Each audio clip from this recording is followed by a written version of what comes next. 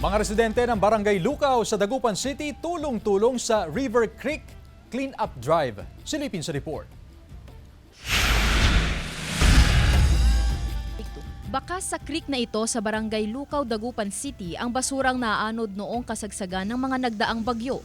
Ngayong maayos at hindi na delikadong lumusong sa creek, nagsagawa ang mga opisyal at residente ng River Creek Clean-up Drive na bahagi ng Ilog Ko, Irog Ko na programa ng lokal na pamahalaan. Pinagtulungang alisin ang mga tumubong damo sa drainage. Ang ginawa namin, talagang lahat ng mga damo na nasa gitna, tinatanggal.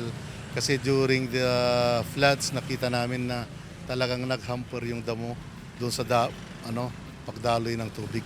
Ayon sa ilang residente, sana raw lahat ng barangay ay regular na magsagawa ng clean-up drive. Para din sa mga isda, alikasan, para para makita rin ng ibang tao, linisan nila rin ang kapaligiran nila. Isang beses sa isang linggo kung magsagawa ng paglilinis sa De Venecia Creek na bahagi ng Barangay Lucao. Para sa barangay, kailangang matiyak na malinis at hindi barado ang bahaging ito dahil madaling umapaw ang tubig sa creek na konektado sa Pantal River.